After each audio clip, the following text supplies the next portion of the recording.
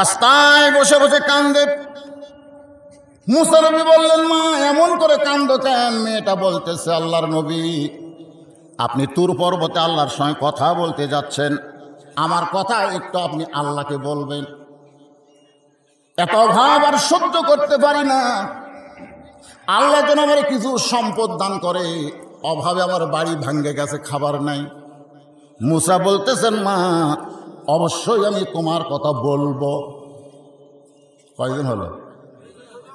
একেবারে পাহাড়ের নিকটে গিয়ে দেখে লুলা ল্যাংড়া একজন কাঠের ডুমরে গড়ায় দিলে যেমন গড়ে গড়ে আসে, মুসা নবীর সামনে এসে বলতেছে, ওগো আল্লাহ নবী, আমার হাত নাই পা নাই, আল্লাহ খামা খামারে দুনিয়াতে প্রেরণ করছে, কোনো কাজই যদি আমার দিয়ে না হয় তাহলে আল্লাহ আমাকে দুনিয়াতে কেন প্রেরণ করলো? আপনি একটু আমার কথা আল্লাহকে বলবেন। মুসা বললেন, বলবো, কোনো সমস্যা নাই। মুসা নবী তুর পর্বতে গেলেন, আল্লাহর সঙ্গে কথাও বললেন। কথা বলার পরে মুসা নবী যখন চলে আসতেছেন, আল্লাহ বলে, মুসা আমাকে বলার তোমার কিছু নাই? মুসা বলে, আল্লাহ যা বলার তা শেষ। আল্লাহ বলে, মুসা তোমার কি আর বলার কিছুই নাই? মুসা বলতেছে, আল্লাহ যা বলার দরকার ছিল সব শেষ করেছি, আর কি বলবো? আল্লাহ বলে, মুসা রে, রাস্তার মধ্যে তোমার 3 জন ধরে আমার কাছে বলার কথা বলেছিল, তুমি কি তাদের কথা বলবা না? মুসা নবী আফসোস করে বলতেছে, আল্লাহ আমার মনে নাই। ধরে কোন কি নাই? আচ্ছা আপনারা বলেন তো, রাস্তার এই 3 জন লোক এরা কি বাঘ ধরছে না নবীক ধরছে? ধরে কোন মুসা কি নবীক ধরেছে, অথচ নবীরই মনে নেই। আর এখন কতগুলা বাবা ধরে, ধরে কোন কি ধরে? আমার বাবা আছে, আমার কোনো টেনশন নাই। নবী পর্যন্ত আল্লাহর কাছে গিয়ে ভুলে যায়, তোমাদের বাবা পীর সাহেব তোমাদের কথা আল্লাহর কাছে বলতে পারবে না, তারই কি হবে এই নিয়ে চিন্তা করা লাগবে। যেরকম কথা ঠিক কিনা? আল্লাহ ডাকতে বলেন, মুসা দুনিয়ার সবাই সবাইকে ভুলতে পারে, কিন্তু আমি আল্লাহ কোনোদিন কাউরে ভুলি না। ফাযকুরুনি আযকুরুকুম ওয়াশকুরুলি ওয়ালা তাকফুরুন। আল্লাহু আকবার। মুসা বলতেছে, আল্লাহ তাআলার খবর কি? এই 3 জনের খবর কি? খবর আছে না? নাই? কার খবর? আল্লাহর পক্ষ থেকে এই 3 জনের খবর কি? আল্লাহ বলে, মুসা যাওয়ার সময় যার সাথে তোমার প্রথম দেখা হবে, আসার সময় যার সাথে তোমার দেখা হয়েছিল, যাওয়ার সময় তার সাথে তোমার দেখা হবে না। আসার সময় যার সাথে তোমার প্রথম দেখা হয়েছিল, যাওয়ার সময় কি তার সাথে হবে না? যাওয়ার সময় যার সাথে তোমার প্রথম দেখা হবে তার খবর হলো, আমি তাকে খামাখা তৈরি করিনি। আল্লাহ বলে, হাত নাই পাও নাই, ওরে দিয়ে আপনি কী করবেন? আল্লাহ বলে, ওর দিয়ে একটা কাজ করবো, সেটা হল জাহান্নামে একটা স্যাদ আছে, ওই স্যাদটা ওয়াক দিয়ে বন্ধ করবো। মুসা বলতেছে, আল্লাহ কি করলেন? জাহান্নামের ছিদ্র বন্ধ করব। বলে, এটা একটা কথা হলো? সুবহানাল্লাহ। মুসা নবী আল্লাহর সঙ্গে কিন্তু মাঝে মধ্যে তর্ক করছে। দুনিয়াতে তারে শান্তি দিলেন না, মরার পরে জান্নাতের ছিদ্র বন্ধ করবেন, এইটা না বলে আপনি জাহান্নামের ছিদ্র বন্ধ করবেন। আল্লাহ বলে, মুসা ওর যা খবর আমি তোকে জানায়া দিলাম। খবর তৈরিকারী কে? আর নবীরা খবর দিছে। খবর বানাতে কোনো কষ্ট নাই, কিন্তু খবর সাপ্লাই করতেই কষ্ট। ধরে কোন কথা ঠিক কিনা? আমাদের নবী আল্লাহর খবর দিবার যায় কিন্তু পাথর খসে। আল্লাহর খবর দিতে গিয়ে তায়েফবাসী নবীকে পাথর মারছে।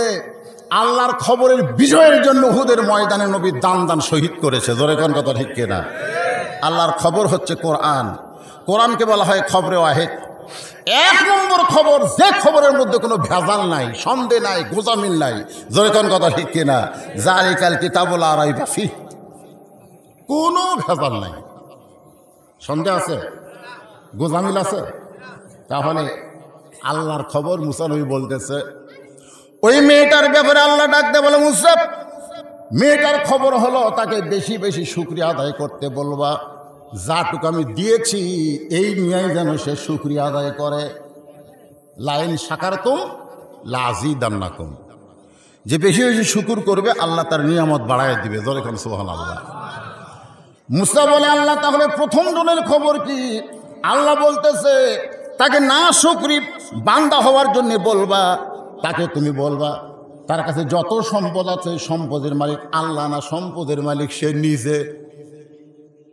মুসা কয় আল্লাহ এই খবর দেওয়া যাবে কেন? সম্পদের মালিককে আরো জোরে কর না কেন? আপনাকে কি সন্দেহ আছে নাকি? আছে।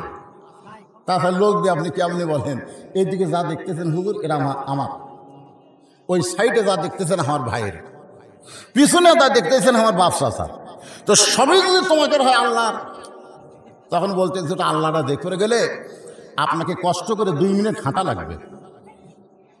কষ্ট করে 2 মিনিট হাঁটলে আল্লাহটা দেখানো যাবে। 2 মিনিট হাঁটার পরে মসজিদের সামনে গিয়ে বলতে যে হুজুর এখানেও আল্লাহর কিছু ছিল না, আমার চাচা দয়া করে আল্লাহ 10 শতক দান করছে, আর আমরা টাকা পয়সা দিয়ে আল্লাহ ঘর বানায় দিছি, নাম দিছি আল্লাহর ঘর। ফেরেশতা বলে আল্লাহ এটা কোন দেশ? যে দেশে চাচা দান করলে তুমি পাও, ভাস্তারা তৈরি করে দেয়, এই দেশের নাম কি? আল্লাহ বলে ওই দেশের নামই হলো বাংলাদেশ, যে দেশে আমি আল্লাহর চাইতে গরিব কেউ নেই। একদম বাদম ঘোরাম সাজে ঢাক ঢোলক ঝাঁদর বাজে। এই শিক্ষাকে প্রাইমারি দেওয়া হয়, এই প্রাইমারি শিক্ষকের মাস গেলে 50,000 টাকা বেতন পায়। ধরে কোন কথা ঠিক কিনা? আর জালিকাল কিতাবুল লা রাইবা ফিহি হুদাল লিল মুত্তাকিন, এই কোরআন শিক্ষা যেখানে দেওয়া হয় দেখবেন কুমিরের অত্যাচারে ওস্তাদের বেতনই বন্ধ হয়ে আছে 3 মাস। গতকাল যেখানে মাহফিল করলাম ওখানকার মোহতামিম বলতে যে হুজুর প্রায় 13 বছর চাকরি করতেছি, 10,000-এর উপর আমার বেতন ওঠে না। সব জিনিসের দাম বাড়লো কিন্তু হামাকের দাম বাড়লো না। মসজিদের ইমামের দাম বাড়েনি, মুয়াজ্জিনের দাম বাড়েনি, সব জিনিসের দাম বেড়ে গেছে। তোর এখন কথা ঠিক কিনা ভাই? যান মুসা নবী প্রথম দেখা লুলা পঙ্গুর সাথে। লুলা পঙ্গু বলতেছ আল্লাহর নবী আমার খবর কি? আমার কথাকে আপনি আল্লাহকে বলেছিলেন? মনে চিন্তা করে আমার তো মনেই নেই। মনে আছিল? আমাকে এত ধরা ধরল অত আমার মনেই নেই।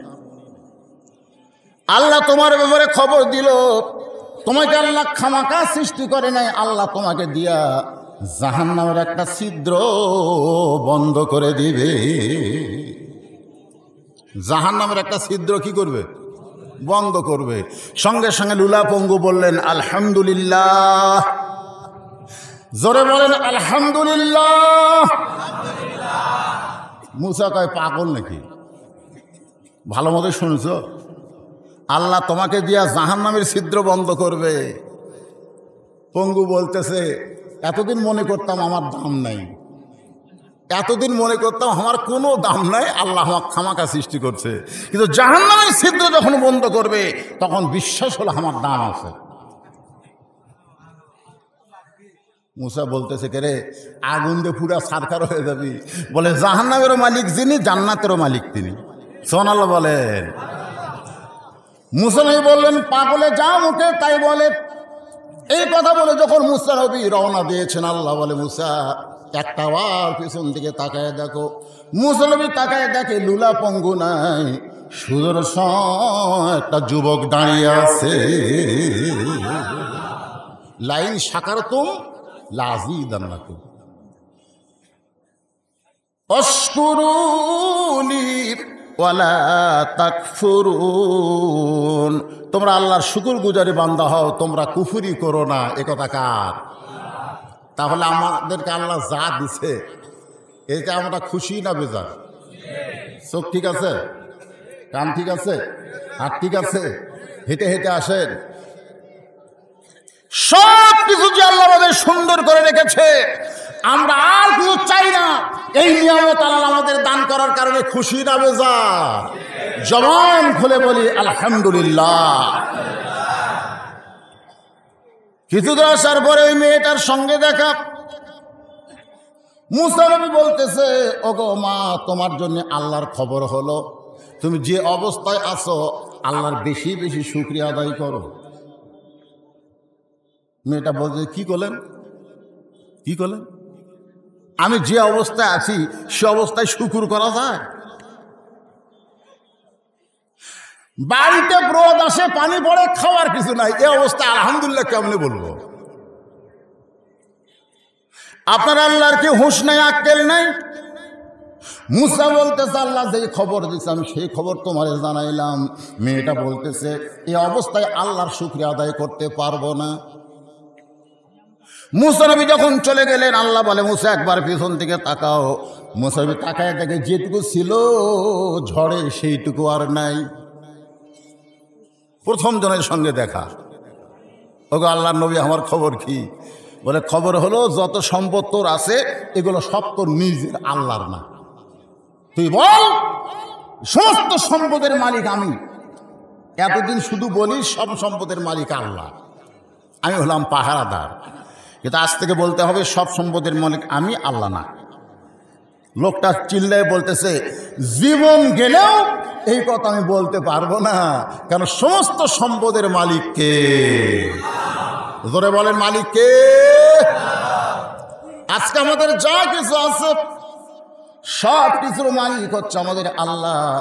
এমনটা আমাদের জীবনের মালিককে, মরণের মালিককে। সবাই আমার সঙ্গে বলেন ইন্না সালাতি ওয়া নুসুকি ওয়া মাহইয়ায়া ওয়া মামাতি লিল্লাহি রাব্বিল আলামিন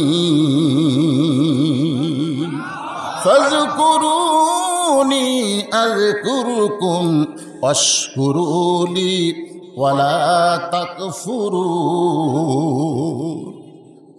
যদ্দূর পারলাম বললাম। এবার পরের আয়াত আল্লাহ তাআলা বলতেছেন, এই মনোযোগ দিয়ে শুনবেন, তারপরে তাফসীর। ইয়া আইয়ুহাল্লাযীনা আমানুস্তাঈনু বিস-সাবরি ওয়াস-সালাহ ইন্নাল্লাহা মা'আস-সাবিরিন। আল্লাহ কাদেরকে ডাক দিয়ে বলতেছেন? ইমানদার। ধরে বলেন আমরা যারা এখানে বসে আছি সবাই কি? সবাই কিন্তু বলতেছেন না। অনেকের মনে মনে সন্দেহ হচ্ছে, কে রে আসলে কি আমি ইমানদার না বেঈমান? কারণ যারা মাগরিব এবং এশার নামাজ পড়েননি এখানে বসে আছেন, যারা মাগরিবের নামাজ পড়েনি, এশার নামাজ পড়েনি, আপনাকে ধারণা তারা কি? কারণ রাসূল বলেছেন লা সালাত আলা ইমানা, যারা নামাজ নাই তার ইমান নাই। কথা কয় না রে, এটা কি আমার কথা না রাসূলের কথা? লা সালাত আলা দীনা, যারা নামাজ নাই তার কোনো ধর্মই নাই। এখন যারা বেনামাজি এরা খুশি হবে না রাগ করবে? মান তারাকা সালাতু মুতাম্মিদান ফাকাত কাফার। ইচ্ছা করে মাগরিবের নামাজ এশার নামাজ যারা বাদ দিল তারা আর মুসলমান থাকলো না, তারা কাফের হয়ে গেল। তাও মারহাবা।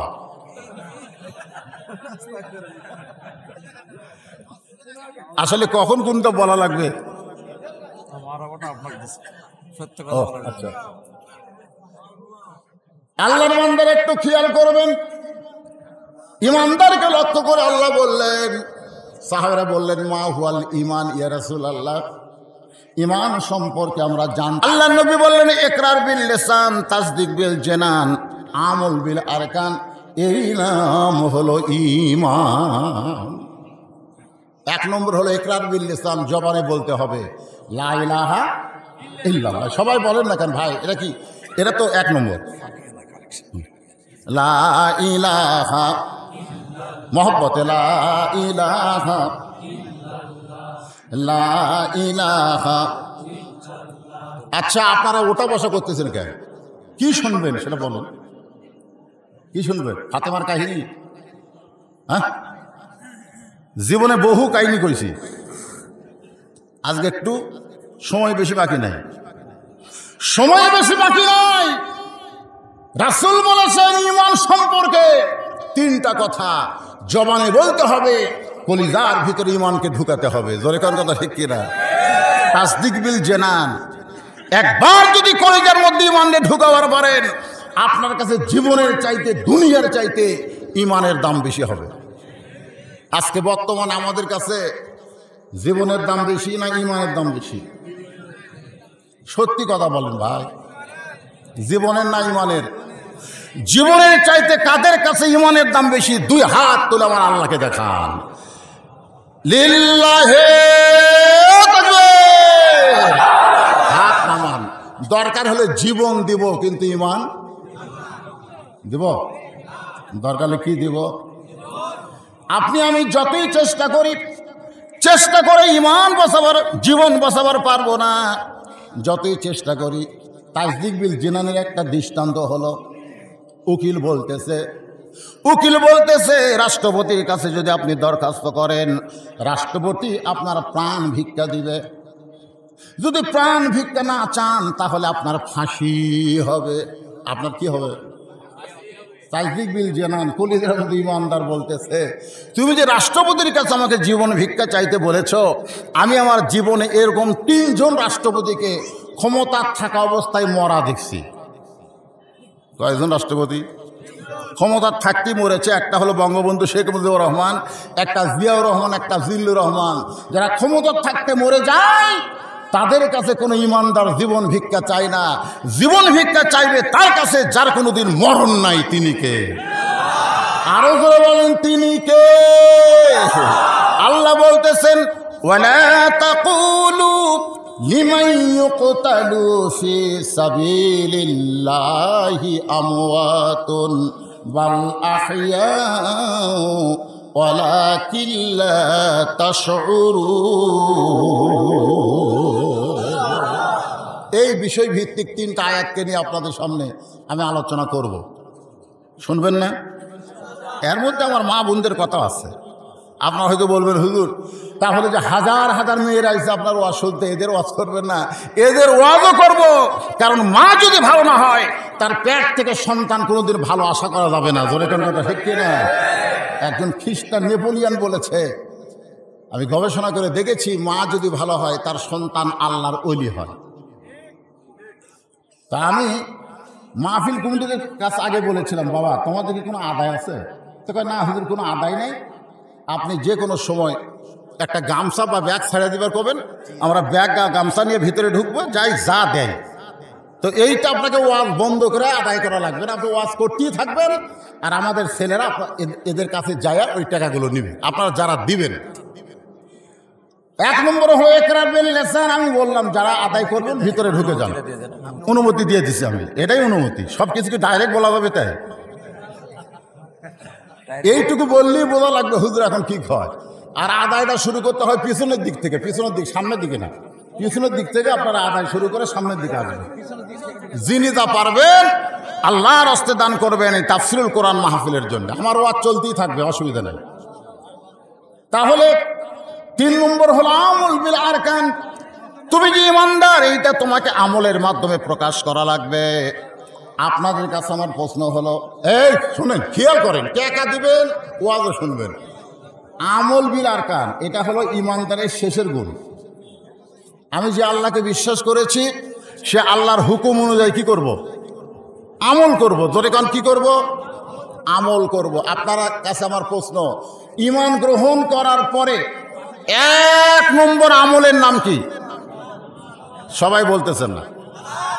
ঈমান গ্রহণ করার পরে 1 নম্বর নেক আমলের নাম কি? সালাত, যাকে আমরা নামাজ বলে চিনি জানি। 1 নম্বর হলো নামাজ। আমার মা বোনদের জন্য বলতেছি, মা, পুরুষের জন্য 1 নম্বর হলো নামাজ, আর নারীদের জন্য 1 নম্বর হলো পর্দা। পুরুষের জন্য 1 নম্বর কি? নামাজ, আর নারীদের জন্য 1 নম্বর হলো পর্দা। পর্দা যদি নারীদের না থাকে, মেয়েরা যতই ইবাদত করুক, একটা ইবাদত আল্লাহর দরবারে কবুল হবে না। আমরা ঘরে ঘরে পর্দানিশী নারী চাই, জোরে কোন ঠিক কি না? আল্লাহ কবুল করুক, জোরে কোন আমিন। সেই পর্দার সম্পর্কে আল্লাহ কোরআনে বললেন, অকারণে ফি বুয়ুতিকুন্না ওয়ালা তাবাররাজনা তাবাররুজাল জাহিলিয়াতিল উলা। আরে 10 টাকা 20 টাকা দিবেন, সেই টাকা কি দুনিয়ার ব্যাংকে জমা হবে? বিশ্বাস করা লাগবে। জান্নাতি ব্যক্তি ছাড়া আখিরাতের প্রতি বিশ্বাস না থাকা ব্যক্তিরা কোনোদিনও দান করতে পারবে না। আপনি যেই টাকা দান করবেন ওই টাকা আপনার জান্নাতি ব্যাংকে আল্লাহ অ্যাকাউন্ট করে দিবে। ধরে কেন সুবহানাল্লাহ। বাড়ি গাড়ি সহায় সম্পত্তি এগুলো কি নিয়ে যাওয়া যাবে? একটা গজলের মধ্যে আছে, কিন্তু যেদিন ডাক পড়িবে কবর মাঝে চাইতে, জোগাড় কিছু করছো বন্ধু তার মাঝে বিছাইতে। যে কোনো সময় আমাদেরকে কবরের জন্য ডাক দেওয়া হবে, সেই কবরের পাথেও দুনিয়া থেকে আমাদেরকে জোগাড় করে রওনা দেওয়া লাগবে। ধরে কোন কথা ঠিক কিনা? এই জন্য একটু মনোযোগ দিয়ে শুনবেন। পুরুষের জন্য 1 নম্বর নিয়ে আমল হলো নামাজ, আর নারীদের জন্য 1 নম্বর আমল হলো পর্দা। ধরে কোন কয় নম্বর? তবে হাদিস শরীফের মধ্যে আগে নামাজের কথা বলা হয়েছে, মেয়েদের 4টা আমলের কথা বলা হয়েছে। 1 নম্বর হলো নামাজ, 2 নম্বর হলো রমজান মাসের রোজা, 3 নম্বর সতীত্বের হেফাজত পর্দা করা, আর 4 নম্বর স্বামীর খেদমত করা, স্বামীর কথা মতো চলা। আল্লাহ নবীর মেয়ে ফাতেমা নবীর কাছে এসে বলতেছে, বাবা মেয়েদের জন্য যে 4টা আমলের কথা বললেন, এই 4টা আমলের মধ্যে সবচাইতে গুরুত্বপূর্ণ আমল কোনটা? 4টাই তো আমল, 4টাই তো আল্লাহর হুকুম, কিন্তু সবচাইতে গুরুত্বপূর্ণ হুকুম কোনটা? আল্লাহ নবী বললেন, ফাতেমা 24 ঘন্টার মধ্যে 5 বার নামাজ আদায় করলে নামাজের হক আদায় হয়ে যাবে। মেয়েদের জন্য ওয়াজ করতেছি। 24 ঘন্টার মধ্যে কয়বার? এই যখন কয়বার? 5 বার নামাজ আদায় করলে নামাজের হক আদায় হয়ে যাবে। 12 মাসের মধ্যে 1 মাস রমজান মাসে রোজা করলে রমজানের হক আদায় হয়ে যাবে। স্বামী যখন কাছে থাকবে, স্বামীর হুকুম মেনে চলতে হবে, স্বামীর খেদমত করা লাগবে। ও ফাতেমা, কিন্তু পর্দা যেই হুকুমটা আল্লাহ নারীদের জন্য করেছেন, এটা কোনো সিজনাল হুকুম না, এটা হলো সব সময় পর্দায় থাকা লাগবে। আপনারা বলেন তো, পর্দা কি বছরে 1 মাস 24 ঘন্টার মধ্যে 5 বার পর্দা, না সবসময় পর্দা? সঙ্গে সঙ্গে ফাতেমা মাথায় কাপড় টেনে দিলেন। আল্লাহ রাসূল বললেন, ফাতেমা মাথায় কাপড় টানলে কেন? মেয়েদের পর্দা করতে গেলে মাথায় কি দেওয়া লাগবে? কথা কয় না। এই জন্য মেয়ের, আপনাদের এলাকায় মেয়ে মানুষ মারা গেলে কয় কাপড়? 5টা। আমার এলাকার এক মেয়ে মানুষ ভোটে দাঁড়াচ্ছে, ভোটে ভাইস চেয়ারম্যান। যতগুলো পুরুষ মানুষ যাচ্ছে সবাইকে হাত ধরে বলতে, ভাই আমাকে একটা ভোট দেওয়া লাগবে, আমার মার কাছে একটা ভোট দেওয়া লাগবে। পুরুষ মানুষের হাত ধরে বুকের সঙ্গে লাগাই বলে, ভাই ওয়াদা করেন দিবেন কেন? আমি দেখলাম এই মহিলা তো আমার কথা শুনবে না। ওর স্বামীর কাছে গিয়ে বললাম, ভাই আপনার বউ যদি মরে যায় আপনি কয় কাপড় দিবেন? ও কয়, হুজুর আমার বউ কেন? আপনার বউ মরলেও তো আমার বউ মরলেও তো। আমি বললাম, কয় কাপড় দিবা? বলে 5 কাপড়।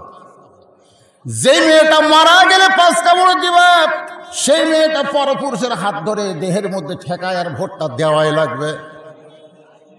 এরকম মেয়ে মানুষ আছে না? মেয়ে দরকার আছে না? না। আমি সমস্ত মায়েদের জন্য বলতেছে, মা একটু মনোযোগ দিয়ে শোনেন। সঙ্গে সঙ্গে ফাতেমা মাথায় ঘোমটা টেনে নিল। রাসূল বলেন, ফাতেমা ঘোমটা দেওয়ার কারণ কি? ফাতেমা বলতেছে, বাবা এই মুহূর্ত থেকে আমি পর্দার ভিতরে ঢুকে গেলাম। এই মুহূর্ত থেকে পর্দার ভিতরে ঢুকে গেলাম। আল্লাহ নবীর মেয়ে ফাতেমা এমনভাবে পর্দা করলেন, এই দুনিয়া থেকে যখন বিদায় নেবেন গভীর রাত্রে হযরত আলীকে বুকের মধ্যে ঘরের মধ্যে নিয়ে বলতে, স্বামী গো, আল্লাহ তাআলা আমার দোয়া কবুল করেছেন। হযরত আলী মুস্কি মুস্কি হাসতেছে। ফাতেমা বলে, হাসেন কেন? বলে, হাসার কারণ হলো শুকরিয়া আদায় করো, আল্লাহ তাআলা তোমার দোয়া কবুল করেছে। ফাতেমা বলতেছেন, কি দোয়া কবুল করেছে আপনি কি শুনবেন না? আপনি কি শুনবেন না? এবার হযরত আলী বলতেছেন, কি দোয়া করেছে আল্লাহর কাছে? ফাতেমা বলতেছে, আমি দোয়া করেছি আল্লাহ যেন আমাকে পর্দার ভিতরে মৃত্যু দেয়, কারণ মৃত্যুটাই হলো আসল। জোরেকার কথা ঠিক কিনা? আল্লাহ কোরআনে এক জায়গায় বলেছে, লা তামুতুন্না ইল্লা ওয়া আনতুম মুসলিমুন, মুসলমান না হয়ে তোরা কেউ মরিস না রে। মুসলমান হয়ে যদি মরতে চাই, যেভাবে চলতেছি, যেভাবে সমাজ ব্যবস্থা চলতেছে, এই অবস্থায় মুসলমান হয়ে মরা যাবে না। জোরেকার কথা ঠিক কিনা? আজকে ফিলিস্তিনের দিকে তাকায় দেখেন, মুসলমান হয়ে মরার জন্য তারা কি করতেছে। আর আমরা বাংলাদেশের মুসলমান একটু কষ্ট করে কোরআনের কথাগুলো আমরা শুনতে চাই না। একটু মনোযোগ দিয়ে কথাগুলো শুনবেন। যদি কেউ উঠে যায়, আপনি ফাঁকা জায়গাটা সামনে হাতে পুরা করে দিবেন, পুরা করে দিবেন। ফাঁকা হইলে পিছনে হয়ে যাক, কোনো সমস্যা। কিন্তু মাঝে মাঝে ফাঁকা রাখবেন না, ফাঁকা রাখবেন না। ওই ফাঁকের মধ্যে শয়তান বসে আপনার মনটাও বলবে তুইও চল, কে ওয়াজকে শোনা যাবে না, ভবিষ্যতের ওয়াজ রেকর্ড হচ্ছে, পরে আমরা ইউটিউবে শুনবো, রাত জায়গা শোনার দরকার কি। আপনাকে বুঝা দিতে পারে শয়তান জান্নাতের মধ্যে ঢুকা মা হাওয়াকে ওয়াসওয়াসা দিছে, জোরে কোন কথা ঠিক কিনা, ওই গাছের ফল খা। তাহলে জান্নাতের মধ্যে যদি শয়তান ঢুকতে পারে, এই জান্নাতের বাগানে শয়তান ঢুকতে পারে কি পারে না, জোরে কোন পারে কি পারে না। এই জন্য যাই যাক, হাজার হাজার লোকের দরকার নাই।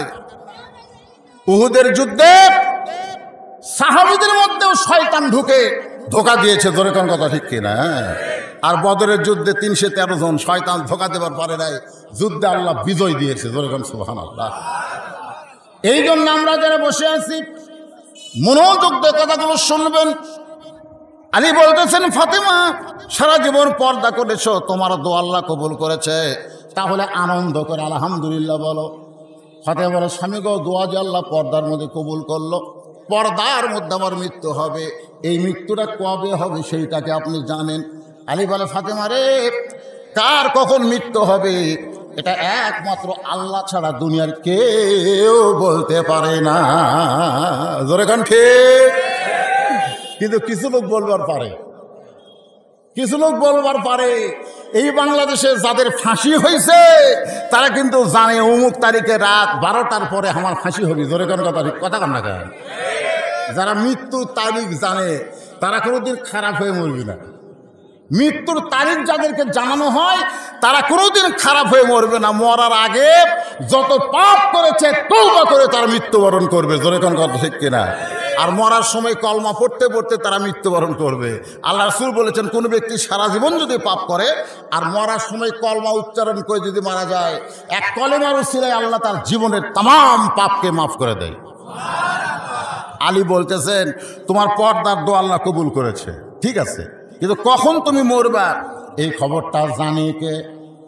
আরো জোরে কর। এই কথা বলতেছে কে? না না, এই কথা ফাতেমাকে কে বলতেছে? আলী। জ্ঞান কম না বেশি? হযরত আলীকে বলা হয় বিশ্বের সর্বশ্রেষ্ঠ মাস্টার নবীর পরে। একটা হাদিসে বলা হয়েছে, আনা মাদিনাতুল ইলমি ওয়া আলী বাবুহা, আমি হচ্ছে ইলমের শহর, আলী হচ্ছে তার দরওয়াজা, জোরে কান সুবহানাল্লাহ। সে আলী বলতেছে, তুমি ফাতেমা কখন মরবে এই খবর জানে কে? ফাতেমা বলে, স্বামী গো, মৃত্যুর খবর আল্লাহ জানে, 5টা খবর আল্লাহ জানে, দুনিয়ার কেউ জানে না, কিন্তু আল্লাহ পাক আমারে জানাইছে আজকে গভীর রাতে ফাতেমার মৃত্যু হবে। যেই বলছে গভীর রাত্রে হবে, আমার মা বোনের জন্য বলতেছে, বা শোনেন, গাছের গোড়া কাটলে গাছটা যেমন ঠাস করে পড়ে যায়, হযরত আলী তেমনি পড়ে গেলেন ঘরের মাঝায়। ফাতেমা মুচকি মুচকি হাসে, স্বামীর কপালে চুম্বন দিয়ে বললেন, স্বামী গো, আমি গভীর রাত্রে মরে যাব এই খবর শুনে আপনি এমন করে কাঁদেন কেন? ওগো স্বামী, আপনি যদি দুর্বল হয়ে যান তাহলে আমার 3টা চাওয়া কে পুরা করবে? আমি মরে যাওয়ার পর আমার 3টা চাওয়া আপনাকে পুরা করা লাগবে। আলী চমকে গিয়ে বলে, ফাতেমা, গরিব ছিলাম বলে দুনিয়ার চাওয়া তোমার পুরা করতে পারি নাই। আল্লাহর নবী আলীর সঙ্গে যখন বিবাহ হলো ফাতেমার, তখনই ফাতেমার হাত ধরে বললেন, ফাতেমা, আমি তোমাকে 2টা জিনিস উপহার দিব, এই 2টা জিনিস তোমাকে গুরুত্ব দিয়ে নিতে হবে। 1 নম্বর জিনিসের নাম হলো জাঁতা। জোরে কর, নাম কি? জাঁতা। জাঁতা বোঝেন আপনারা? রাসূল মেয়েকে উপহার দিলেন, তুমি জাঁতা ঘুরাবা, গম এবং জবের আটা করবা। একটু মনোযোগ দেন, আমার আলী বড় গরিব, দুনিয়ার ধনী ধনী যুবকেরা তোমাকে বিয়ে করবার চাইছিল, কিন্তু আল্লাহ তাআলা হুকুম দেয়নি। আলীর ব্যাপারে আল্লাহ ঘটকালি করার কারণে আমি রাসূল আমার চাচাতো ভাই, আপন চাচাতো ভাই আলীর সঙ্গে তোমার বিয়া দিলাম। আলীকে তুমি কোনোদিন কষ্ট দিবা না। দুনিয়ার জীবনে ফাতেমা কিছুই চাই নাই, মৃত্যুর সময় বলতেছে আমি মরে যাওয়ার পর আমার 3টা চাওয়া আপনি পুরা করবেন। কিছুই চাইনি ফাতেমা, কিছুই না। একদিন আল্লাহ নবী জোহরের নামাজ পড়ে এসে ফাতেমার দরজায় ডাকতেছে, ফাতেমা, ফাতেমা। ফাতেমার দরজায় এসে কাঁদতেছে। রাসূল বলে, ফাতেমা কান্দো কেন? বলে, আপনি ডাকলেও দরজা খোলা যাবে না বাবা। এই মুহূর্তে আমার পরনে এমন একটা কাপড়, যে কাপড় পরে আমি দরজা খুলতে বড় শরম পাই। জোরে কোন সুবহানাল্লাহ।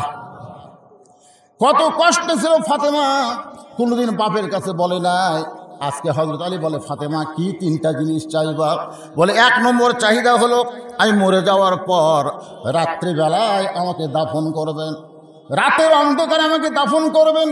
দুনিয়ার কোনো মানুষ যেন আমার কবরের খবর না জানে, আমার কোনো জানাজার ব্যবস্থা করবেন না। জান্নাতুল বাগের পূর্ব কোণায় আমাকে গোপনে দাফন করবেন, আমার কবরের খবর যেন দুনিয়ার কোনো মানুষ না জানে। আমার লাশটা খাটনিতে তুলবেন না, কারণ খাটনি কান্দে নেওয়ার সময় আমার দেহের ওজন তারা বুঝতে পারবে। আমি হিসাব করে দেখলাম এই মুহূর্তে 4 জন পুরুষ নাই যারা ফাতেমার খাটনি কান্দে নেবে। আমার বাবা যদি দুনিয়াতে থাকতো, মরা মেয়ের লাশের খাটনি বাবা কান্দে নিবার পারত। আমার হাসান হোসেন যদি বড় হইতো, মায়ের লাশের খাটনি কান্দে নিবার পারত। কিন্তু হাসান হোসেন ছোট, বাবা 6 মাস আগে দুনিয়া থেকে বিদায় নিয়েছে। আপনি আমার কান্দে করে ওই জান্নাতুল বাকির পূর্ব কোণায় আমাকে দাফন করবেন। মায়েরা বোনেরা যারা পর্দার অন্তর আছেন, যে ফাতেমার শোনার জন্য আপনারা বাড়ি থেকে মাহফিল এসেছেন, আমি আপনাদের জন্য বলতেছি, ফাতেমাকে সাইয়্যিদাতুন নিসা বলা হয়, জান্নাতি নারীদের নেত্রী বলা হয় একটাই মাত্র আমলের কারণে। সে আমলটার নাম হলো পর্দা। আমলটার নাম কি? কথা কন না কেন, নাম কি? আমাদের জন্য 1 নম্বর আমল হলো নামাজ, আর নারীদের জন্য 1 নম্বর নেক আমল হলো পর্দা। আল্লাহ ইমানদারকে লক্ষ্য করে বললেন, আস্তাইনু আস্তাইনু বিসসবরি ওয়াসসালাহ ইন্নাল্লাহা মা'আস সাবিরিন।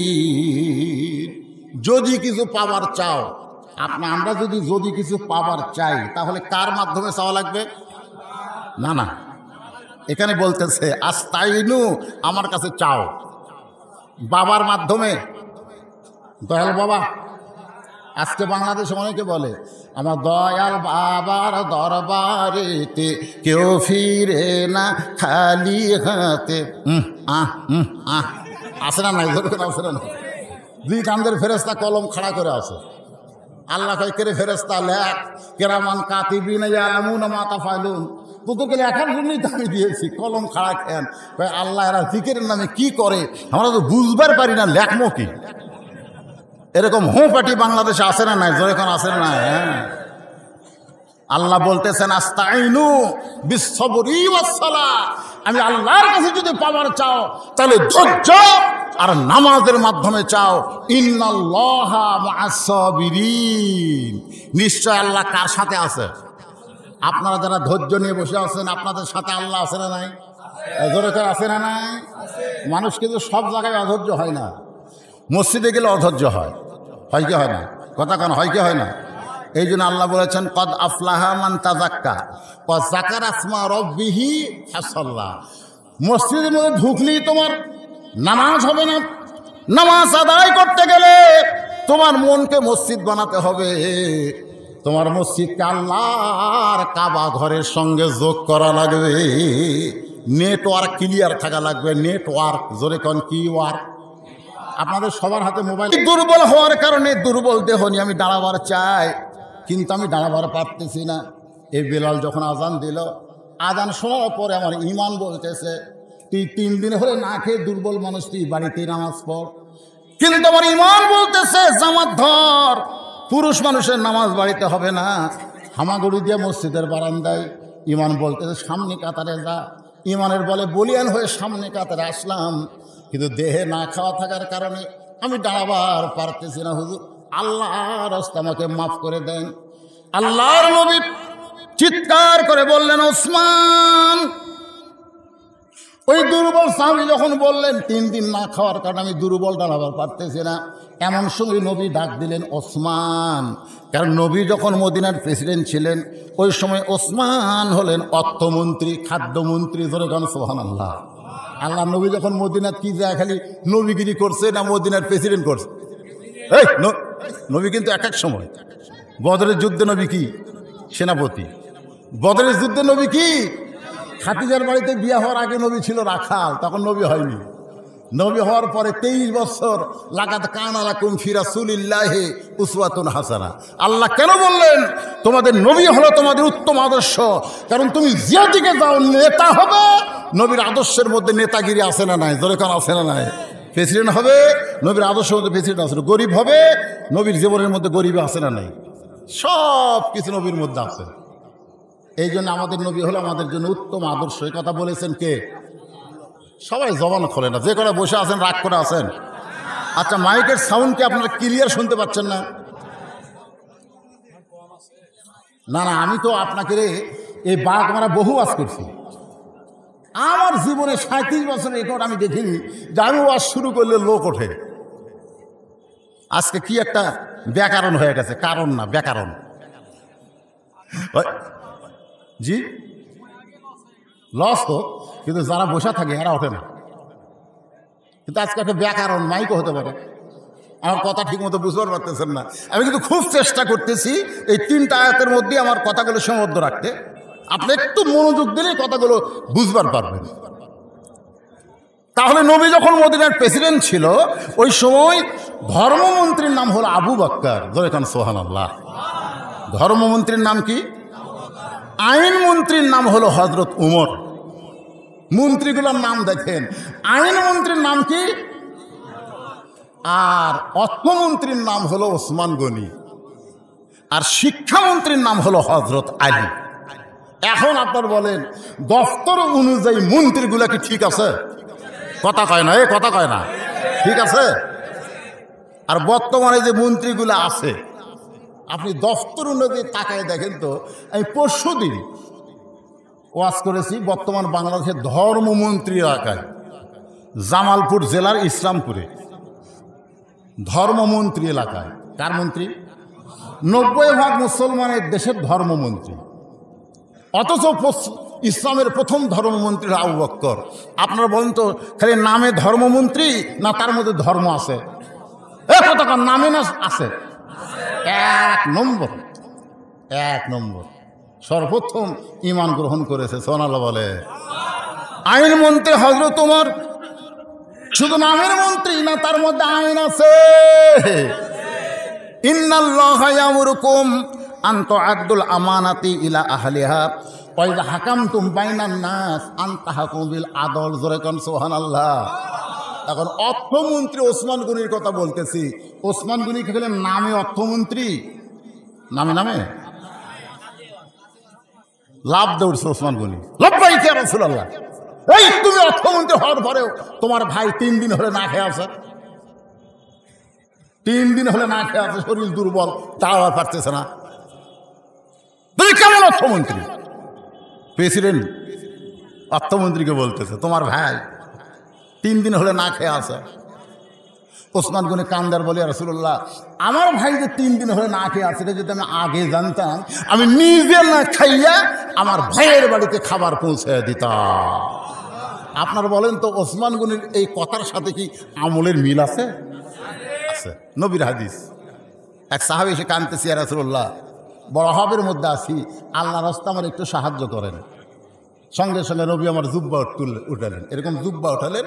ওই সাহাবী তাকায় দেখে ক্ষুধার জ্বালায় নবী পাথর বেঁধে বসে আছে।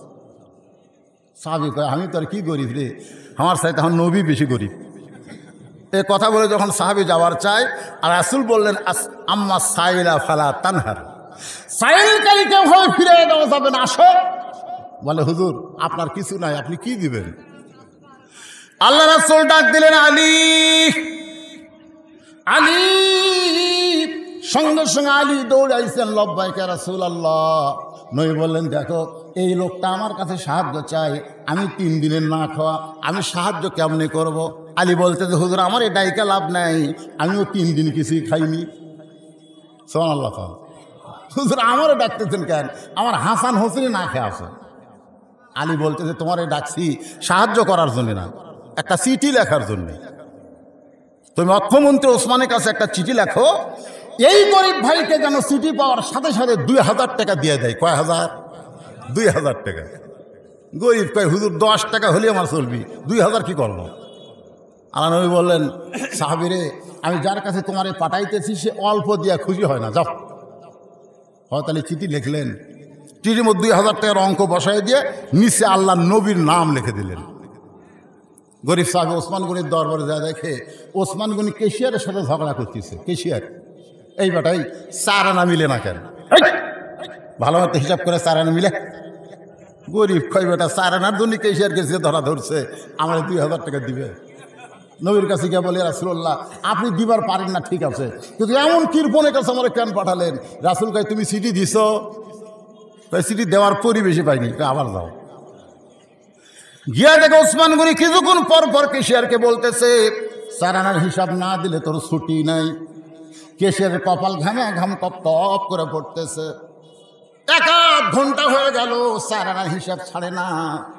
গরিব কয়ার কাছে চিঠি দিলে দেওয়া তো দূরের কথা, নবীর কাছে গিয়া বলতেছে, রাসূলুল্লাহ 1 ঘন্টা হলো যে ওসমান 4 আনা হিসাব ছাড়ে না, সে 2000 টাকার দান কেমনি করে? আল্লাহ নবী বলেন তুমি যে চিঠি তারে দিছ? বলে, ইয়া রাসূলুল্লাহ চিঠি তারে দেই নাই। নবী বলতেছেন আবার যাও, আবার যাও। গরিব চিন্তা করে না খাইয়া বসা থাকা ভালো, কিন্তু বারবার ঘোরা ভালো না। না খাইয়া বসে থাকা কিন্তু বারবার যাওয়া আসা ভালো। একটা ফকিরকে আমি দেখছি 1 দরজা ভিক্ষা চাই, 2 দরজা বাদ দিয়ে আর 1 দরজা যায়। আমি বললাম কেউ ফকির মাঝখানে 2 বাড়ির দরজা বাদ দিলি কেন? তা আপনি ভিক্ষা শুরু করেন তারপরে বুঝবেন। আমি বললাম ভিক্ষা না করে বোঝা যাবে না। তাই হুজুর কমপক্ষে 10 বার এই 2 বাড়িতে আমি ভিক্ষা চাইছি, প্রত্যেকবার বাড়ির মধ্যে থেকে বলে মাফ করো। যারা ফকিরের কাছে মাপ চায় এরা ফকিরের চাইতে বড় ফকির। আমার সময়ের দাম আছে, এই 2 বাড়ি আমি তালাক দিছি। আপনি কি মরেন আমার সময়ের দাম নাই? এই 2 বাড়ি আমি তালাক দিছি, ওরা আমার চাইতে বড় ফকির। ওসমান গনি চিন্তা করে আবার গেলে তো একই অবস্থা, নবীর কথাও শোনা লাগবে, দরকার নাই। গোপন রাস্তা দিয়ে যখন রওনা দিচ্ছে গরিব, এমন সময় দেখে রাস্তার মাথায় হযরত আলী দাঁড়ায় আছে। বলতেছে ভাইজান আমার হাসান হোসেন না খাওয়ার কারণে 2টা টাকা হাদিয়া দে, তোরে চিঠি লিখে দিলাম, আমি কিন্তু ভিক্ষা চাচ্ছি না, তোরে যে চিঠি লিখে দিলাম এই লেখার মুহুরি স্বরূপ 2 টাকা তুই হাদিয়া দে। গরিব কান্দার বলে, আলী চিঠির মধ্যে 2000 টাকা লিখছ, টাকা রাখারও তো আমার একটা জায়গা থাকা লাগবে, না থাকলে তো টোপলা নিয়ে আমি আসতাম। তুমি দেখো আলী টাকার জায়গার টাকা আছে, চিঠি আমার পকেটে। তোমার পকেটে কেন? তুমি যাওনি কই? গেছি 2 বার গেছি। 4 আনার জন্য যে কেশিয়ারক ছাড়ে না, 2000 দিবি? আলী কয় ভালোই তো হিসাব করছো। এই চিঠিটা লিখবার কষে কে? এই চিঠিটা লিখতে বলেছে মা ইয়ান্তিকু আনিল হাওয়া ইন হুয়া ইল্লা ওয়াহয়ুন ইউহা। যেই নবী নিজের ইচ্ছায় কিছু করে না, সব কিছু করে আমার আল্লাহর ইচ্ছায়। ধরে কেন সুবহানাল্লাহ। যাও যাও। আলীর ভয় গরিব সাহেব ওসমান গনির দরবারে গিয়ে দেখে কেশিয়ার ওসমান গনি 2 জনে আল্লাহর শুকর আদায় করতেছে। আলহামদুলিল্লাহ আলহামদুলিল্লাহ। শুকর আদায় করার কারণ হলো 4 আনার হিসাব মিলেছে। যাদেরকে আল্লাহ সম্পদ দিয়েছে প্রত্যেকটা সম্পদের হিসাব আছে না নাই? জোরে কেন আছে না নাই? কেন হিসাব আছে? কেন হিসাব করে বছরে আপনাকে শতকরা 2.5 টাকা জাকাত দিতে হবে, হিসাব করে। বেহিসাবে আপনি কোটি টাকা জাকাত দেন, আপনার জাকাত আদায় হবে না। জাকাত দিতে হবে সম্পদের হিসাব করে। জোরে কোন কথা ঠিক কিনা? তাহলে 4 আনার হিসাব আছে না নাই? হ্যাঁ, 2 জনে আল্লাহ শুকর আদায় করতেছে, হিসাব মিলেছে। গরিব সালাম দেয়, চিঠি দেয়। ওসমান গনি চিঠি হাতে নিয়ে একটা চুমা খাইছে। ওসমান গনি লাগ দেয়া বলে ভাইজান এই চিঠি কে পাঠাইছে? গরিব বলতে চিঠির নিচে তার নাম লেখা আছে, আল্লাহর নবী এই চিঠি পাঠাইছে। সঙ্গে সঙ্গে ওসমান গনি চিঠির চুম্বন দিয়ে বলে ভাইজান এই চিঠি কে পাঠাইছে? গরিব বলতে চিঠির নিচে নবীর নাম লেখা আছে, এই চিঠি আল্লাহর নবী পাঠাইছে। সঙ্গে সঙ্গে ওসমান গনি চিঠি চুমু দিয়ে বলে ভাইজান এই চিঠি কে পাঠাইছে? গরিব কয় রে চিঠির মধ্যে 2000 টাকার অঙ্ক দিকে তুই পাগলা হয়ে গেছিস, আল্লাহর নবী এই চিঠি পাঠাইছে। সঙ্গে সঙ্গে ওসমান গনি চুম্বন দিয়ে বলে ভাইজান এই চিঠি কে পাঠাইছে? গরিব বলতে তোর কাছে আমার টাকার দরকার নাই, কারণ আমি 2 বার দেখছি তুই কেশিয়ারকে 4 আনার জন্য ছাড়িস নি। নবীর কাছে গিয়ে বলে রাসূলুল্লাহ আপনি দিবার পারেন না, ঠিক আছে, এমন লোকের কাছে আমার পাঠাইছেন এই খবর। আল্লাহ রাসূল বলে আমার ওসমান তো এমন হওয়ার কথা ছিল না, যাকে আল্লাহ অর্থমন্ত্রীর দায়িত্ব দিয়েছে, সেই মানুষটা তো সম্পদের লোভী হওয়ার কথা ছিল না। এই কথা যেই বলতেছে এমন সময় ওসমান গনি এক বস্তা টাকা নিয়ে নবীর দরজায় হাজির। জোরে কেন সুবহানাল্লাহ। আল্লাহ রাসূল বলে, ওসমান আমি তোমাকে 2000 টাকা দেওয়ার কথা বলেছি, এক বস্তা আনছো কেন? বলে, হুজুর চিঠি পাওয়ার সঙ্গে সঙ্গে 2000 টাকা নিয়ত করেছি, আর নিয়ত করেছি যতবার আপনার পবিত্র নাম আমার সামনে উচ্চারণ করবে প্রত্যেকবার 2000 টাকা করে বাড়ায় দেব। এ পর্যন্ত আমার ভাই 3 বার আপনার নাম উচ্চারণ করার কারণে 6000, আর চিঠির কারণে 2000, 8000 টাকার বস্তা এনে আপনার সামনে হাজির। আমার হাত দিয়ে নয়, আপনার পবিত্র হাত দিয়ে আমার ভাইকে দিয়ে দেন। সুবহানাল্লাহ বলে। গরিব সাহাবী কান্দে, ওসমান আল্লাহ নবী কান্দার বলে, আল্লাহ যে ওসমান আমার নাম শুনে 2000 টাকা দান করে দেয়, সে ওসমানকে আমি কি দিব? আল্লাহ বলে, আপনার দেওয়া লাগবে না, আমার জ্ঞানী ডিগ্রি আমি আল্লাহ ওসমানকে উপহার দিয়ে দিলাম। আল্লাহু গানিয়ুন ওয়া আনতুমুল ফুকারা ইল্লা ওসমানু গানিয়ুন। সে ওসমান হচ্ছে অর্থমন্ত্রী। নবী ডাক দিল, ওসমান পেট ভরা খাও। আর তোমার ভাই 3 দিন হলে না খাওয়ার কারণে নামাজে দাঁড়াবার পারতেছে না, নামাজে দাঁড়াবার পারতেছে না। খুব খেয়াল করবেন। এই গরিব সাহাবী, আজকে বসাই নামাজ পড়ো। নামাজ শেষ হলে ওসমানের বাড়িতে যাবে, ওসমানে এমন দেওয়া দিবে তোমার আর জীবনে ভিক্ষা করা লাগবে না, না খেয়ে থাকা লাগবে না। জোরে কোন সুবহানাল্লাহ। গরিব সাহাবী বলতেছি, ইয়া রাসূলুল্লাহ, নামাজ শেষ হলে ওসমানের বাড়িতে আমি যাব না।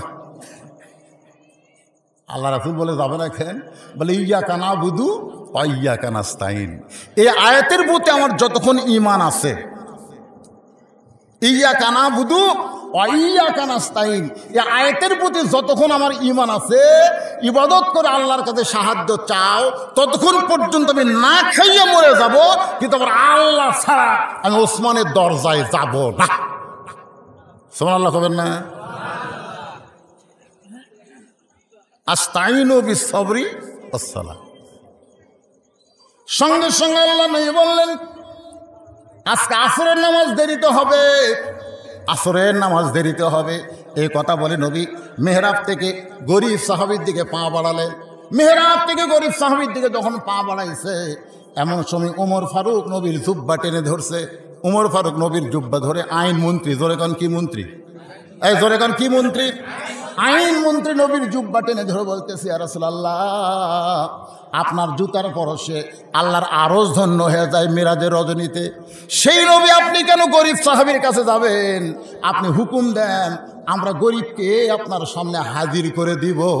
সাল্লাল্লাহু আল্লাহ রাসূল বলে, ওমর খালি 2 চোখ দিয়ে দেখে আইন মারতিসা, ইয়ানজুরু বিনুরিল্লাহ, চোখ বন্ধ করে একবার দেখো আমি নবী মেহরাব ছেড়ে কেন গরিব সাহাবীর দিকে যাই, চোখ বন্ধ করে একবার দেখো। কারণ সব জিনিস চোখ খুলে দেখা যায় না, অনেকগুলো দেখতে গেলে চোখ বন্ধ করে দেখা লাগে। জোরে কোন কথা ঠিক কিনা? কারণ ছোটবেলায় আমরা পড়েছি, 1 চন্দ্র, 2 পক্ষ, 3 মিত্র। এই বর্তমান ডিজিটাল যুবকেরা বলো তো, মিত্র মানে কি? একজন কথা, আর কথা কয় না। মিত্র মানে কি? চোখ। তাহলে এখানে বলা হচ্ছে 3 মিত্র, চোখ কয়টা? কিন্তু আমাদের কাছে আছে কয়টা? 2টা। এই 2টা দিয়ে দেখি এটা কার বাড়ি রে? আয় হায়, একটা বাড়ি রে।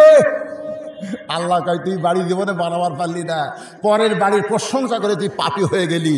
দুনিয়ার বাড়ি কোনো বাড়ি না, আসল ঘর তোমার কবর। জোরে কোন কথা ঠিক কিনা? আমি একদিন এক বন্ধুর বাড়ির দরজা দিয়ে বললাম, ভাই এত সুন্দর বাড়ি করছো, আর গেটটাই কি সুন্দর। আমার দিকে তাকাই বলে, হুজুর আপনি বড় বক্তা হলেন কিন্তু শিক্ষিত হলেন না। আমি বললাম, কেন? বলে, শহরে কোনো বাড়ি থাকে? এটা বাসা হুজুর, বাসা বাসা। আমি বললাম, ও এটা বাসা। গ্রামে যেগুলো আছে এইগুলো হলো বাড়ি, আর শহরে যেগুলো বিল্ডিং এগুলো হলো বাসা। আমি তখন বললাম, ভাই একটু চোখ বন্ধ করো, একটু চোখ বন্ধ করো। আজ থেকে 50 বছর আগে আব্দুল আলিম গানে গানে বলেছে, এপারে তোর বসত বাড়ি, ওই পারে তোর বাসা। সবাই বলেন, এপারে তোর বসত বাড়ি, ওই পারে তোর বাসা। ভবদরিয়ায় পাড়ি দিতে, ভবদরিয়ায় পাড়ি দিতে কেমনে করলি আশা, এপারে তোর বসত বাড়ি, ওই পারে তোর বাসা। একটু চোখ বন্ধ করো।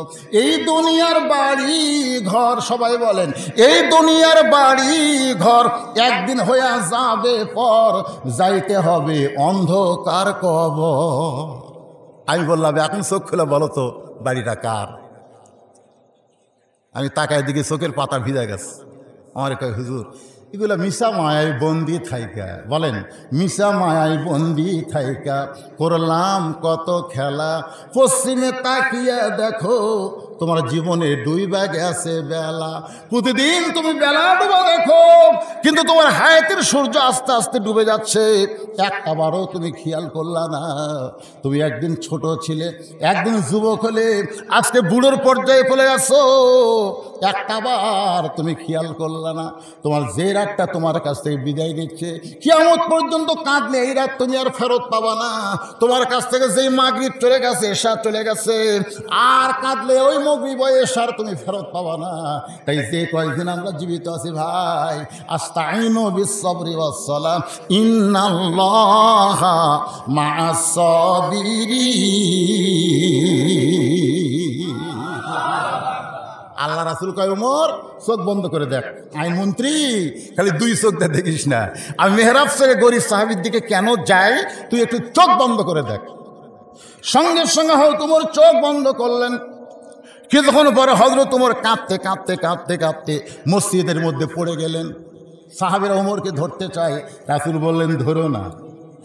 চোখ বন্ধ করে কি দেখে কাঁদতে কাঁদতে পড়ে গেল, এটা আমাকে শোনা লাগবে। সুবহানাল্লাহ। হ্যাঁ, ওমরের মুখে ঠান্ডা পানি দেওয়া হলো, মাথায় পানি দেওয়া হলো। ওমর হুঁশ ফিরে পেল। কি দেখলাম, কি দেখলাম? চোখ বন্ধ করে আমি কি দেখলাম?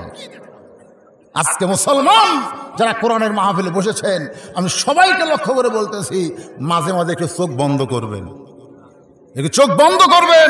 মরার আগেই একটু চোখ বন্ধ করে চিন্তা করা লাগবে। কথা কন না কেন? চিন্তা করেছে, খালি চোখ খুলে যাচ্ছেন, এটা কার বউ রে? কে পরের বউ দেখার জন্য তোমার চোখ দিছা? আল্লাহ কোরআনে বলেছে, কুল্লিল মুমিনিনা ইয়াগুদ্দু মিন আবসারিহিম। পরের বউ যেখানে দেখবা মাটির দিকে তাকায় থাকবা। পরের বউ দেখার জন্য তোমার চোখ দেওয়া হয় নাই, নিজের বইয়ের দিকে তুমি বিড়ালের মতন তাকায় থাকো, অসুবিধা নাই। বিড়ালের তাকান দেখছেন আপনার? বিড়াল কি হয়ে তাকায়? আমি দেখছি বিড়ালের তাকান মানে কই কেন মাছের পাইলে খুঁজিচ্ছে, তোর কোন কথা ঠিক কিনা? আরে তাকান, নিজের বিবির দিকে তাকান, প্রত্যেকটা তাকানের মধ্যে আপনি সওয়াব পাবেন। আল্লাহ কোরআনে বলেছেন, হুন্না লিবাসুল লাকুম ওয়া আনতুম লিবাসুল লাহুন্না। ধরে এখন সুবহানাল্লাহ। সমস্ত সাহাবীরা নিয়ে রাসূলুল্লাহ কি দেখলো? হযরত ওমর নবী বলতেছেন, আমি বলবো কেন? কি দেখেছে আইনমন্ত্রী হযরত ওমর তোমাদের কাছেই বয়ান করবে। কি দেখলেন? সমস্ত সাহাবীর মধ্যে বয়ান করতেছেন। চোখ বন্ধ করে তাকায় দেখি যে বসে আছে নামাজের ভিতরে ওই ব্যক্তির ইমানের এতই পাওয়ার, ওই দুর্বল সাহাবীর ইমানটা যদি আসমানে লটকানো হয়, সূর্যের চাইতেও বেশি আলো দিবে। লিল্লাহি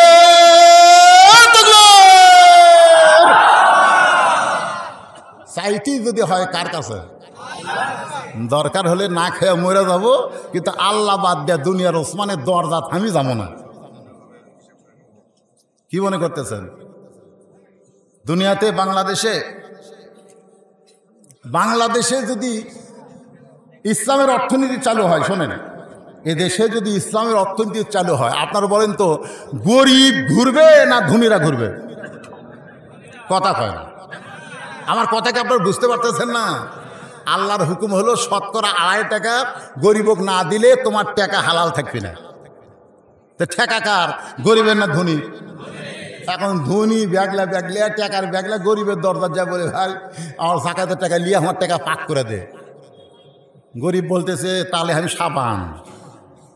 সাবানের দাম আছে না নাই? খট করে দরজা বন্ধ করে দিবেন। ধনী বলতেছে, ওরে ভাই আমি তোর জাকাতের টাকা দিবার চাই, তুই দরজা বন্ধ করলি কেন? তোর টাকা আমার দরকার নাই, তুই আরেক দরজা যা। ধনী টাকার ব্যাগলে আরেক দরজা যাবে, ওই ধনিক দেখাই দরজা বন্ধ করে দিবে। এইভাবে 7 দিন ঘুরবে, টাকা নেওয়ার মানুষ নেই। সোনার লগন না কেন?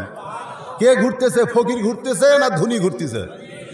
ফকিররাই বলতেছে মাফ কর, আরেক দরজা যা, আরেক দরজা যা। কারণ নামাজ পড়ার কারণে তার চাহিদা আল্লাহ পর্যন্ত পৌঁছে গেছে, দুনিয়ার মানুষের কাছে তার কোনো চাহিদাই নাই। সোনার লগন না কেন? 7 দিন ঘোরার পরে যখন কোনো গরিব নাই, মনের দুঃখ নিয়ে ওই ধনী ব্যক্তিটা মরুভূমির দিকে যাচ্ছে, যা দেখে মরুভূমির মধ্যে একজন বস্তা মাথার দিয়ে ঘুম পাড়তেছে। ব্যাগালা ভাবতেছে যা গরিব পেলাম দে, 7 দিন পর একটা গরিব পাচ্ছি, খুশি হয়ে সালাম দিতে, আসসালামু আলাইকুম। বস্তাওয়ালা লাভ দিতে বলতেছে আলহামদুলিল্লাহ। ব্যাগওয়ালা কয় ভাই তোর সালাম দিলাম, তুই আলহামদুলিল্লাহ বলিস কেন? বলে 1 বস্তা টাকা নিয়ে 15 দিন ঘুরতেছি, গরিব নাই, তো দেখে আল্লাহ শুকর আদায় করতেছি, টাকাটা নিয়ে আমার মাফ কর। ব্যাগওয়ালা ভাই আমি কই 7 দিন, তুই ঘুরিস 15 দিন, তার গরিব গেল কোথায়? আস্তাইনু বিস-সাবরি ওয়াস-সালাহ। নামাজ আর ধৈর্যের মাধ্যমে যারা চায় তাদের কাছে কোনো ধনী না, একমাত্র ধনী হলো আমার আল্লাহ। জোরে কোন কথা ঠিক কি না? ইন্নাল্লাহা মা'আস-সাবিরিন। ধৈর্যশীলদের সঙ্গে থাকবে কে? 100 বছর ধরে বাইতুল মুকাদ্দাস ওই ফিলিস্তিন ইসরায়েলেরা দখল করার চেষ্টা করতেছে। জোরে কোন কথা ঠিক কিনা? ধৈর্য ধরে আছে, নামাজ আদায় করতেছে। বাইতুল মুকাদ্দাস হলো মুসলমানের প্রথম কিবলা, আল্লাহর বান্দারা। এরপর আমি বলেছি ওয়ালা তাকুলু লিমান ইউকতালু ফি সাবিলিল্লাহি আমওয়াতুন। কে বাজান আপনারা উঠলেন কেন? এখনই শেষ করে দেব, আপনার শেষ পর্যন্ত শুনবেন না যে 3টা আয়াত তেলাওয়াত করছি। ওয়ালা তাকুলু লিমান ইউকতালু ফি সাবিলিল্লাহি আমওয়াত বাল আহইয়া। আমি আপনাদের অনুরোধ করব, এটা বাগমারা হলেও এখানকার পরিবেশ আলাদা, এখানকার মানুষেরা 12টার পরে ওয়াজ শুনতে চায় না, ঠিক কিনা বলেন? আপনার নিয়ম করবেন। আমি কিন্তু এখানে এশার নামাজের আগে এশার নামাজের সময় আইছি, তা আমাকে তো 9টা 10টার সময় দিলেও পারতেন, কিন্তু পারেননি, যে কোনো কারণে একটু 10টার পরে উঠছি। এই আয়াতের একটু সামান্য সময়, এই সময় না, সামান্য সময় আপনাদের সামনে বলবো। বর্তমান বিশ্বের প্রেক্ষাপটে এই আয়াতের তাফসীর আমাদের শুনতেই হবে। কি শোনার দরকার আছে না? না, মারাত্মক কথা, ডাইরেক্ট কথা আল্লাহ বলেছেন। এই আয়াতের মধ্যে কোনো ইনডাইরেক্ট কথা নাই। আল্লাহ বলেছেন ওয়ালা তাকুলু লিমা ইউকতালু ফি সাবিলিল্লাহি আমওয়াত বাল আহইয়া ওয়ালাকিন লা তাশউরুন। আল্লাহ রাস্তায় যারা জীবন দেয়, শোনেন, জীবন দেওয়া লাগবে কার রাস্তায়? আল্লাহ রাস্তায় যারা জীবন দিবে, আল্লাহ বলেছেন তোমরা তাদের মৃত্যু বলো না, আমি আল্লাহ বলতেছি তারা জীবিত। আজকে আমাদের বাংলাদেশে আল্লাহ রাস্তায় যারা জীবন দিয়েছে, সামনে যারা জীবন দিবে, বাংলাদেশের মানুষ তাদেরকে মৃত্যু বললেও আল্লাহ বলতেছেন তারা মরেনি, তারা কিয়ামত পর্যন্ত অমর হয়ে থাকবে। জোরে কোন কথা ঠিক কিনা? এরকম মহামানব আমাদের দেশে আছে না নাই? জোরে কোন আছে না নাই? ওনারা মরে যাচ্ছে, আল্লাহ রাস্তায় এদেরকে কি করা হচ্ছে? হত্যা করা হচ্ছে, হত্যা। আপনাদের এলাকার ইয়াজিদ নামে কোনো লোক আছে? এ কথা কন না কেন? ইয়াজিদ নামে কোনো লোক আছে? গোটা বাংলাদেশে আছে, কিন্তু হোসাইন নামে আছে না নাই? আপনাকে এলাকাতে খুঁজে দেখেন 2-4টা পাবেন। তারপর ইয়াজিদ নাম তুলেন না কেন?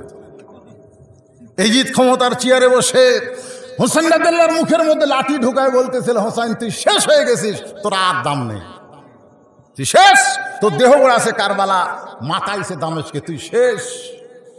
একজন সাহাবী দাঁড়িয়ে বলেন, ইয়াজিদ মুখে যা আসে তাই বলো না, শেষ হোসাইন হয় নাই, আমি দেখতেছি তুমি শেষ হয়ে যাচ্ছ, তুমি শেষ হয়ে যাচ্ছ। একদিন তোমার ক্ষমতা থাকবে না, এই চেয়ারও থাকবে না, মানুষের অন্তরে তুমি থাকবে না, মানুষের মুখে তুমি ঘৃণার পাত্র হবা। জোরে কোন কথা ঠিক? আজকে হোসাইন মরে নাই, হোসাইন জীবিত, মানুষের কলিজার টুকরা। আর ইয়াজিদ হলো এমন একটা নাম মানুষ ঘৃণা করে। জোরে কোন কথা ঠিক কিনা? ক্ষমতার চেয়ার পায়া ভালো মানুষকে হত্যা করে তুমি মনে করবা আমি হইছি রে, তুমি কিছু হওনি, খালি মরে দেখো তুমি ঘৃণার পাত্র হয়ে যাবা। জোরে কোন কথা ঠিক কিনা? আল্লাহ রাস্তায় যারা জীবন দিচ্ছে, যারা দিছে, যারা দিবে, আয়াতে আল্লাহ বলেছেন তারা মরবে না। আমি আল্লাহ বলতেছি তারা জীবিত। জোরে কোন সুবহানাল্লাহ। বালাহিয়া, বরং তারা জীবিত। ওলা কিল্লা তা শুরুন, তোমরা সাধারণ মানুষ সেটা বুঝতে পারতেছো না। আবু হানিফা রহমতুল্লাহ আলাইকে জেলখানার মধ্যে হত্যা করা হয়েছে। জোরে কোন কথা ঠিক কিনা? কথা কন না গে। মরিছে আবু হানিফা। ওই সময় যিনি তাকে জেলখানায় হত্যা করেছিল তার নাম হলো আবুল মনসুর। আপনারা বলেন তো আবুল মনসুরের নাম কেউ কবার পারে? এ কথা কন না কেন, কেউ কবার পারে? কিন্তু আবু হানিফার নাম মানুষের অন্তরে অন্তরে আসে না, যখন আসে না, কিয়ামত পর্যন্ত হকের পক্ষে যারা থাকবে তাদের অনেককেই হত্যা করা হবে। তাই বলে মনে করেন না তারা নিহত হয়ে গেছে, মরে গেছে, বরং তারা চির অমর হয়ে কিয়ামত পর্যন্ত আল্লাহ তাদের রাখবে। জোরে কোন ঠিক? তো সামনে আসতেছে দিন, সামনে দিন আসতেছে। আজকে ফিলিস্তিনে শুরু হয়েছে, মনে করতেছে আমাদের বাংলাদেশে হবে না। গোটা পৃথিবীর মধ্যে আমি পৃথিবীর যতটুকু দেশে গেছি, আল্লাহ আমাকে যা দেখাইছে, বর্তমানে মুনাফিকের ফ্যাক্টরি দেশের নাম হলো বাংলাদেশ। জোরে কোন কথা ঠিক? মুনাফিক আমাকে টুপিওয়ালার মধ্যেও আছে। আপনি বলেন তো সর্বপ্রথম যিনি মুনাফিক তার চরিত্র কেমন? আবু বকরের সঙ্গে নামাজ পড়ে, 5 ওয়াক্ত নামাজ তাকবীরে উলার সাথে সামনে কাতারে আদায় করে, টুপি পাগড়ি জুব্বা সব 1 নম্বর। আবু বকর রাদিয়াল্লাহর বাম পাশে দাঁড়ায় নামাজ পড়ে। নামাজের মধ্যে আল্লাহ তাআলা একটা আয়াত নাযিল করলেন। আমাদের নবী নামাজের ভিতরেও কোরআন নাযিল হয়েছে। জোরে কোন সুবহানাল্লাহ। নামাজের ভিতরে নাযিল হলো ইয়া আইয়ুহান নাবিয়্যু হাফিজুল মুমিনিনা আলাল কিতাল। নামাজ শেষ করে নবী সাহাবীদের বললেন, সাহাবীরা আজকে যখন নামাজের মধ্যে ছিলাম তখন কোরআনের আয়াত আল্লাহ নাযিল করেছে, তোমরা কি আয়াতটা শুনবা? সাহাবীরা বললেন, হুজুর শুধু শুনবো না, সামিনা ওয়া তাআনা, আমরা শুনবো এবং আমল করব। জোরে কোন সুবহানাল্লাহ। আল্লাহ রাসূল বললেন আয়াতটা হলো ইয়া আইয়ুহান নাবিয়্যু হাফিজুল মুমিনিনা আলাল কিতাল। আল্লাহ বলেছেন, হে রাসূল খালি কাতার সোজা করে জামাত করে নামাজ পড়লে হবে না। যারা জামাতে নামাজ আদায় করতেছে এই মুমিনদেরকে আপনাকে সৈন্য হিসেবে গড়ে তুলতে হবে। যে কোনো সময় মক্কার কাফেররা মদিনা আক্রমণ করতে পারে, আর মদিনা আক্রমণ করলে নামাজ দিয়া দোয়া দিয়া আপনি মদিনা রক্ষা করতে পারবেন না। কাফের বেঈমানদের বিরুদ্ধে আপনাদেরকে অস্ত্র ধরা লাগবে। আয়াত যখন নাজিল হলো, ওইটা টুপিওয়ালা জুব্বাওয়ালা নবীর হাঁটুর সঙ্গে হাঁটু লাগায় বলতেছে, ইয়া রাসূলুল্লাহ এটা না গন্ডগোলের আয়াত। এখন কিসের আয়াত? রাসূল চমকে উঠছে, ই কে রে? হ্যাঁ, ইসলামী আন্দোলনকে যারা গন্ডগোল কয়, ই কে রে? সঙ্গে সঙ্গে আল্লাহ নাজিল করলেন, ওয়ামিনান নাসি মান ইয়াকুলু আমান্না বিল্লাহি ওয়া বিল ইয়াউমিল আখিরি ওয়া মা হুম বিমুমিনিন। মানুষের মধ্যে এমন কিছু মানুষ আছে আল্লাহ বিশ্বাস করে, আখিরাতকে বিশ্বাস করে, নামাজ পড়ে, রোজা করে, এরপরেও তারা মুমিন হতে পারবে না, কারণ তারা ইসলামী আন্দোলনকে গন্ডগোল মনে করে। জোরে কোন কথা ঠিক কি না? আজকে হামাস কি গন্ডগোল করতেছে? যখন ফিলিস্তিনে হামাসকে গন্ডগোল করতেছে, আল্লাহর ঘর, আল্লাহ কোরআনে বলেছেন সুবহানাল্লাযী আসরা বিআবদিহি লাইলাম মিনাল মাসজিদিল হারাম ইলাল মাসজিদিল আকসা। এমন একটা আল্লাহর ঘর যেই ঘরের মধ্যে সমস্ত নবী রাসূল নামাজ পড়েছে। জোরে কান সুবহানাল্লাহ। যে ঘরের মধ্যে আমাদের নবী ইমামুল আম্বিয়া ইমামুল মুরসালিন ডিগ্রি পাইছেন, সেই ঘর ইহুদিরা দখল করবে আর মুসলমানের বাচ্চারা লেমন চুষ খাবে। বরং তাজা রক্ত দিয়া তাদের মোকাবেলা করতেছে। আর আমেরিকা বলতেছে এরা গন্ডগোল করতেছে। আমেরিকার দোসর যারা, তাদের কাছে ইসলামী আন্দোলন গন্ডগোল হতে পারে, কিন্তু প্রকৃত মুসলমান তাদের ঈমানকে রক্ষা করবে ইসলামী আন্দোলন করে, কারণ জীবন দিবে, বাতিলের সঙ্গে আপোষ করবে না। আল্লাহ আমাদের সকলের জন্য কবুল করুক। সকলে বলে আল্লাহুম্মা আমিন। জোরে বলে আল্লাহুম্মা আমিন। আস্তাগফিরুল্লাহাল্লাযী লা ইলাহা ইল্লা হুয়াল হাইয়ুল কাইয়্যুম ওয়া আতুবু ইলাইহি। হ্যাঁ, এখানে একটা কাগজ পাওয়া গেছে, বাংলাদেশ জামাত ইসলামের পক্ষ থেকে নগদ 2000 টাকা আজকের মাহফিলে দান করা হয়েছে। আল্লাহ দানকে কবুল করেন। জোরে কোন আমিন। আরে ভাই বসেন, সবাই বসেন। এতক্ষণ ওয়াজ শুনতে পারলাম, আর 2 মিনিট একটু আল্লাহর কাছে।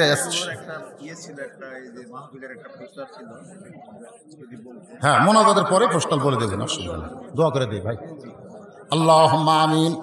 আল্লাহুম্মা আনতাস সালাম ওয়া মিনকাস সালাম তাবারাকতা ইয়া যাল জালালি ওয়াল ইকরাম। আয় আল্লাহ, কষ্ট করে মেহনত করে হাজার হাজার বান্দা বান্দি আরবের ঘুম বাড়িতে বাদ দিয়া তোমার কোরআনের মাহফিলে তাফসীর শুনলো। আল্লাহ মেহেরবানি করে আজকের মাহফিলকে কবুল করো। যারা টাকা পয়সা খরচ করে কষ্ট করে এত বিশাল আয়োজন করেছে আল্লাহ, এই যুবকদেরকে 5 ওয়াক্ত নামাজি কবুল করো। আয় আল্লাহ তাআলা আমার মা বোনদের পর্দা বেশি কবুল করো। আজকে যারা টাকা পয়সা সহযোগিতা করেছে বুদ্ধি বিবেচনা দিয়া আল্লাহ তাদের সকলকে এই মাহফিলের ওসিলায় জান্নাতি কবুল করো। রব্বির হামহুমা, সকলে বলেন রব্বির হামহুমা কামা রব্বায়ানি সগীরা। আমাদের মধ্যে যাদের বাপ মা কবরে গেছে আল্লাহ, এই দানের ওসিলায় বাপ মার কবরকে জান্নাতের টুকরা বানাও। মাহফিলের ওসিলায় বাপ মার কবরকে জান্নাতের টুকরা বানাও। আজকের মাহফিলের সম্মানিত সভাপতিকে আল্লাহ তুমি কবুল করো, সহসভাপতিদের কবুল করো, প্রধান অতিথি বিশেষ অতিথিদের আল্লাহ তুমি কবুল করো, আলেম ওলামাদের কবুল করো। বিপদ আপদ মুসিবত থেকে আল্লাহ আমাদেরকে হেফাজত করো। আল্লাহ কোরআনের মাহফিল আমরা বসেছি, শুধু শুনবো না, কোরআন মোতাবেক আমরা চলতে যেন পারি। আল্লাহ কোরআনের বিজয় দাও বাংলাদেশে, জোরে কান আমিন। আল্লাহ একদিন আমরা দেখব এই বাংলাদেশ কোরআনের দেশ আল্লাহ কবুল করেছে। এই দৃশ্য দেখার মতন সুযোগ আল্লাহ আমাদেরকে দান করে দাও। সুবহান রাব্বিকা রব্বিল ইজ্জাতি আম্মা ইয়াসিফুন ওয়া সালামুন আলাল মুরসালিন ওয়ালহামদুলিল্লাহি রাব্বিল আলামিন বিরহমাতিকা ইয়া আরহামার রাহিমিন। আসসালামু আলাইকুম ওয়া রাহমাতুল্লাহি ওয়া বারাকাতুহু। একটা মাহফিল ভাই 21 অক্টোবর, 21 আগামীকাল কুশলপুর দুবইল মিতালি সংঘের উদ্যোগে, মিতালি সংঘের উদ্যোগে তাফসীরুল কোরআন মাহফিল। জি আগামীকাল 21 তারিখ লিখছে। ও আচ্ছা, শনিবার, আগামী শনিবার 21 অক্টোবর, আগামী শনিবার এখানে